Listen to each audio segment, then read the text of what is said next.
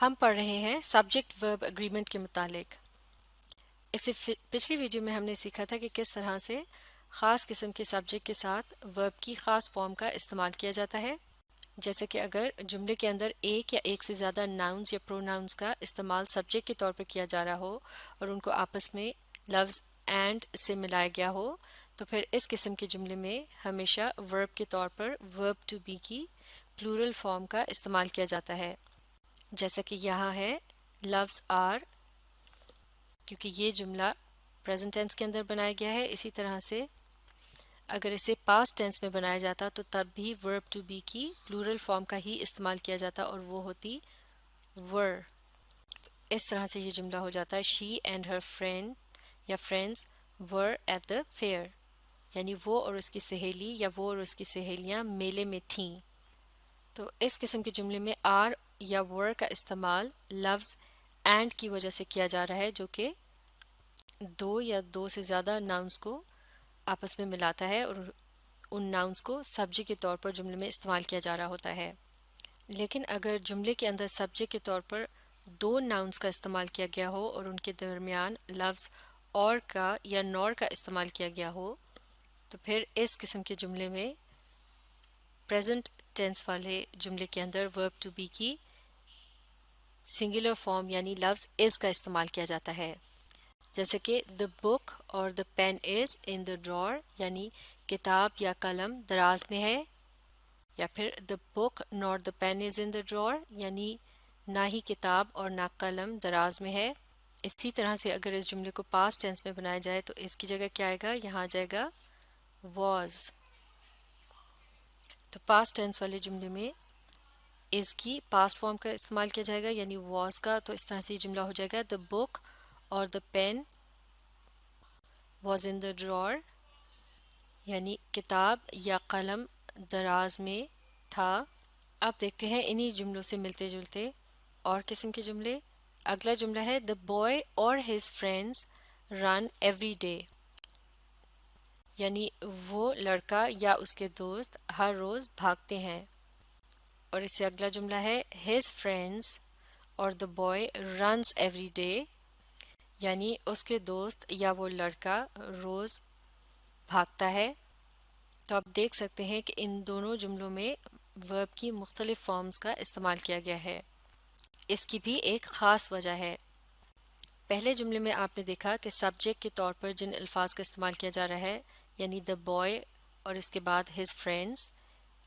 تو ان میں سے the boy جو ہے یہ تو تعداد میں سنگولر ہے یعنی واحد ہے، جبکہ his friends جو ہیں یہ تعداد میں ایک سے زیادہ ہیں یعنی یہ پلورل ہیں۔ تو جب اس طرح کی صورتحال ہوتی ہے کہ سبجیکٹ کے اندر جب ایک سے زیادہ ناؤنز یا پروناؤنز کو استعمال کیا جاتا ہے اور ان میں سے ایک طرف تو سنگولر ہوتا ہے جبکہ دوسری طرف پلورل ہوتا ہے، تو پھر ان کے ساتھ کس قسم کے ورب کو استعمال کرنا ہے اس بات کا تعلق ہوتا ہے سبجیکٹ میں استعمال کیے جانے والے اس ناؤن یا پروناؤن کے ساتھ جو کہ ورب کے زیادہ قریب ہو، جیسا کہ یہاں لفظ فرینڈز جو ہے یہ ورب کے زیادہ قریب ہے، اور چونکہ لفظ فرینڈز جو ہے یہ تعداد میں زیادہ ہے لہٰذا اس کے ساتھ ورب کی وہ فارم استعمال کی جائے گی جو کہ پلورل سبجیکٹ کے ساتھ کی جاتی ہے، جیسے کہ وی رن، دے رن، یو رن، اور چونکہ یہاں بھی تعداد میں زیادہ لوگ ہیں تو لہٰذا ان کے ساتھ بھی رن کا ورب استعمال کیا جائے گا یعنی اس کے آخر میں کسی بھی لیٹر کا اضافہ نہیں کیا جائے گا۔ تو لہٰذا لفظ رن جو ہے یہ ہم کہہ سکتے ہیں یہ ہے ورب کی پلورل فارم، اور وہ سبجیکٹ جو کہ اس ورب کے قریب ہے وہ چونکہ پلورل ہے لہٰذا اس کے ساتھ پلورل فارم کا ہی استعمال کیا جا رہا ہے۔ اسی طرح سے جب ہم دوسرے جملے میں دیکھتے ہیں کہ سبجیکٹ کے طور پر جو الفاظ استعمال کیے گئے ہیں ان میں his friends کو اب جملے کے شروع میں استعمال کیا گیا ہے، جبکہ the boy جو ہے جو کہ سنگولر ہے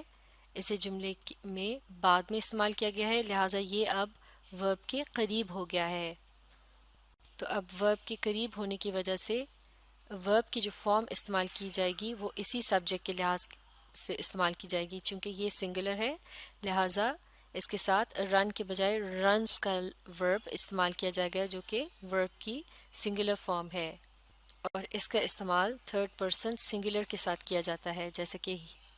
ہی runs, she runs, it runs, the boy runs, the girl runs, Ali runs, Sara runs وغیرہ۔ اب دیکھتے ہیں کہ ڈز ناٹ اور ڈو ناٹ کے جو وربز ہیں ان کا کس طرح سے سبجیکٹس کے ساتھ استعمال کیا جاتا ہے۔ ڈز ناٹ کی کانٹریکشن ہے ڈزنٹ، یعنی اس کی شارٹ فارم ہے ڈزنٹ، اسی طرح سے ڈو ناٹ کی شارٹ فارم ہے ڈونٹ۔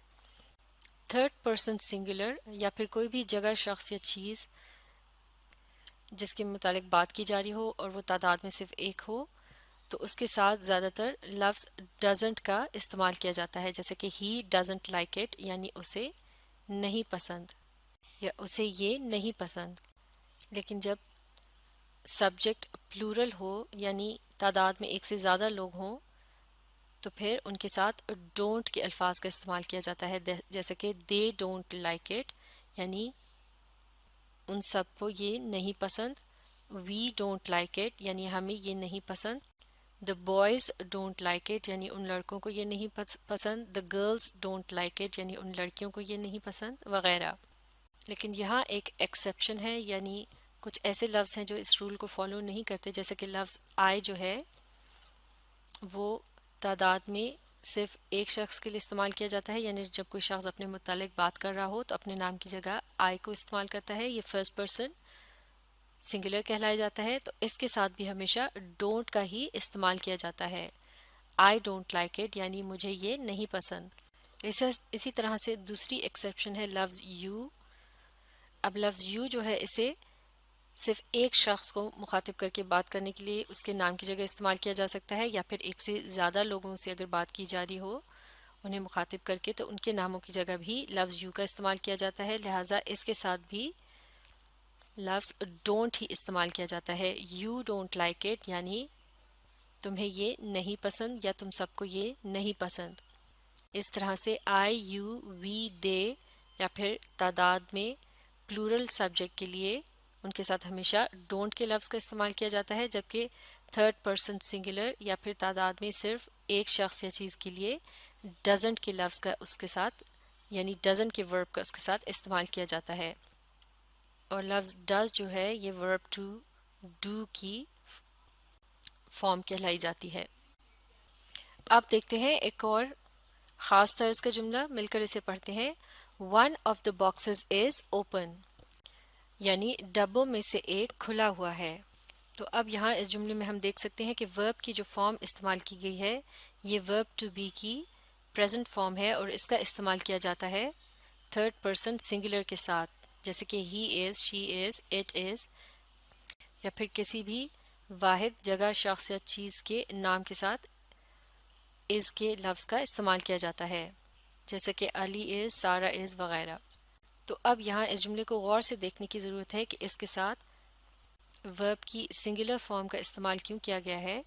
کیونکہ یہاں اگر سبجیکٹ کو غور سے دیکھا جائے تو یہاں بہت سے ڈبوں میں سے صرف ایک ڈبے کی بات ہو رہی ہے، اور لفظ ون جو ہے وہ ویسے بھی سبجیکٹ کے طور پر استعمال کیا گیا ہے، لہٰذا جملے کے سبجیکٹ کو دیکھا جاتا ہے اور اس کے حساب سے ورب کی فارم کو لکھا جاتا ہے۔ تو ون چونکہ تعداد میں صرف ایک ہے لہٰذا اس کے ساتھ سنگولر ورب کا استعمال کیا گیا ہے، ون آف دا باکسز یعنی ڈبوں میں سے ایک، تو یہاں صرف ایک ڈبے کی بات ہو رہی ہے۔ One of the boxes is open, جیسے کہ ہم کہہ سکتے ہیں دا باکس از اوپن، لیکن اگر ایک سے زیادہ ڈبوں کے متعلق بات ہو رہی ہو یعنی باکسز کا لفظ سبجیکٹ کے طور پر آ جائے، جیسے کہ دا باکسز، تو اب اس کے بعد کیا آئے گا، اس کے بعد استعمال کیا جائے گا دا باکسز آر